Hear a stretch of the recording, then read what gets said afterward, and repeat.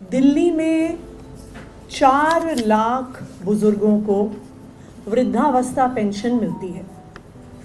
इन 4 लाख बुजुर्गों को जिनको वृद्धावस्था पेंशन मिलती है, 1 लाख ऐसी पेंशन है जिसका कुछ हिस्सा केंद्र सरकार से आता है। 3 लाख पेंशन्स पूरी तरह से दिल्ली सरकार देती है। 1 लाख बुजुर्गों को ऐसी पेंशन मिलती है जिसमें से कुछ हिस्सा दिल्ली सरकार से आता है और कुछ हिस्सा केंद्र सरकार से आता है।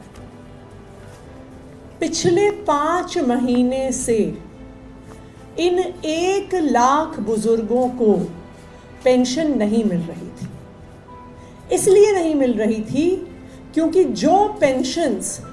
जिन पेंशनों का हिस्सा केंद्र सरकार देती है, उन पेंशनों को भारतीय जनता पार्टी शासित केंद्र सरकार ने रोक रखा था।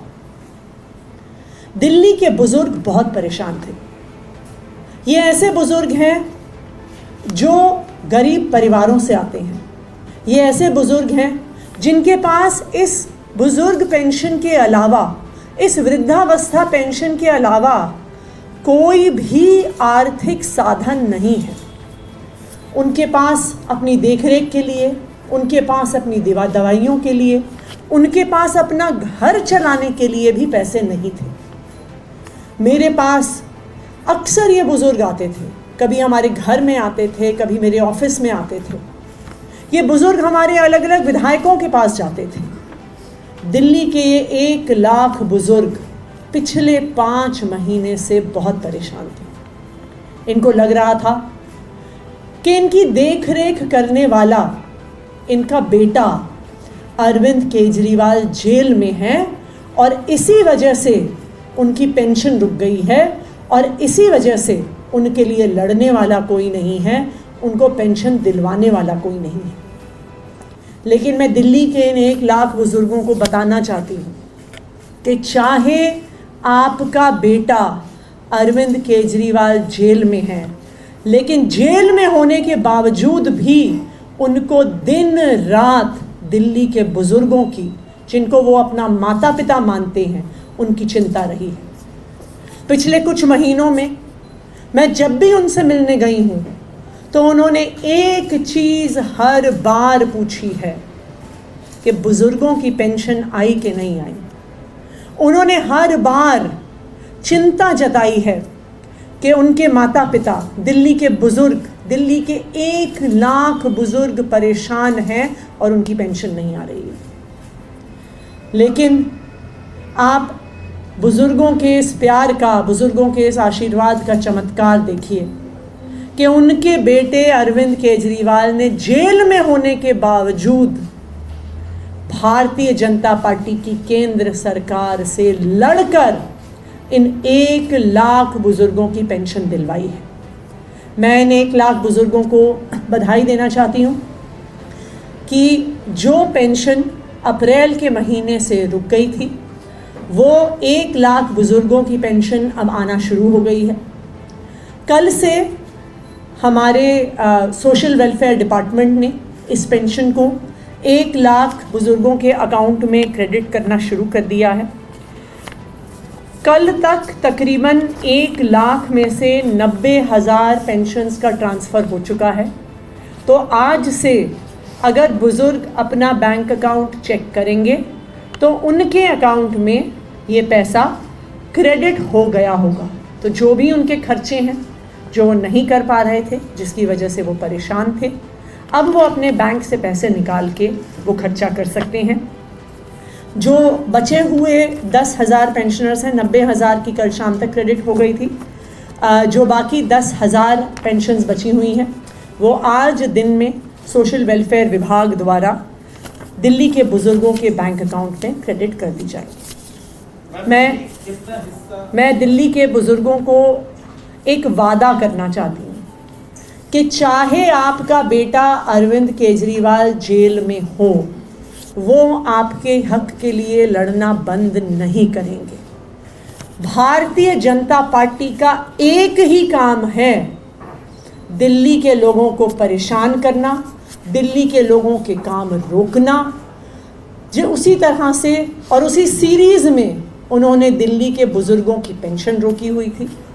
लेकिन मैं अरविंद केजरीवाल जी की तरफ से, अरविंद केजरीवाल जी की सरकार की तरफ से आपको ये वादा कर रही हूँ कि चाहे हमें कितना भी लड़ना पड़े, हम दिल्ली वालों के लिए लड़ते रहेंगे, दिल्ली वालों के लड़ के काम करवाते रहेंगे।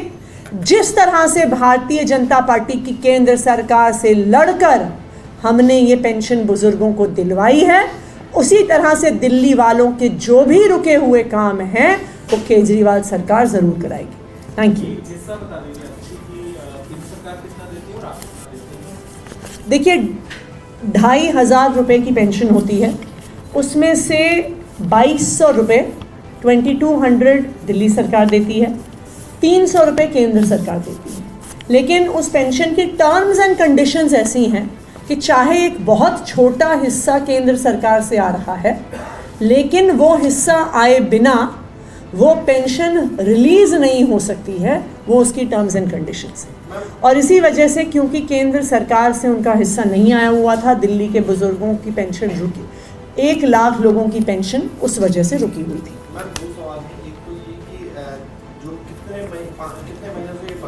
क्या सारे महीनों की जो पेंशन है एक साथ चली गई है? ये पेंशन, जो लास्ट पेंशन मिली थी, वो लास्ट फाइनेंशियल ईयर में इन बुज़ुर्गों को मिली थी।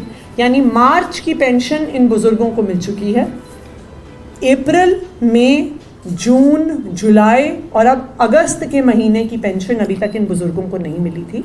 तो जो अभी तक की सारी पेंडिंग पेंशन है पिछले 5 महीनों की, उस पेंशन को एक बार में ही क्रेडिट कर दिया गया है।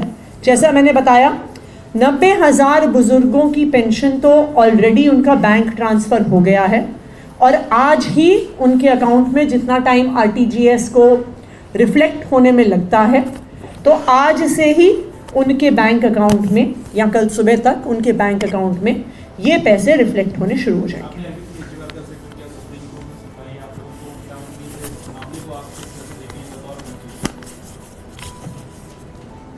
देखिए, सबको पता है कि अरविंद केजरीवाल जी को और उनके पार्टी के अन्य नेताओं को, चाहे वो मनीष सिसोदिया जी हों, चाहे वो संजय सिंह जी हों, चाहे सत्येंद्र जैन जी हों, झूठे मुकदमों में फंसाया जा रहा है।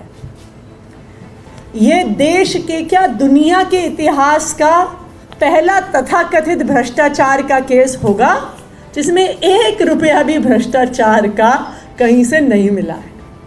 लेकिन ये भारतीय जनता पार्टी की साजिश है, अरविंद केजरीवाल जी को परेशान करने की साजिश है, दिल्ली वालों के काम रोकने की साजिश है।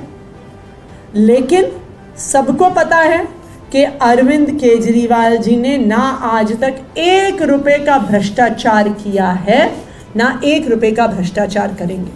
और हमें उच्च न्यायालय पे भरोसा है कि जिस तरह उच्च न्यायालय ने ईडी के केस में अरविंद केजरीवाल जी को राहत दी है, जिस तरह से उच्च न्यायालय ने मनीष सिसोदिया जी को बेल दी है, जिस तरह से सुप्रीम कोर्ट ने संजय सिंह जी को बेल दी है, मुझे पूरा भरोसा है कि हमें सुप्रीम कोर्ट से राहत मिलेगी।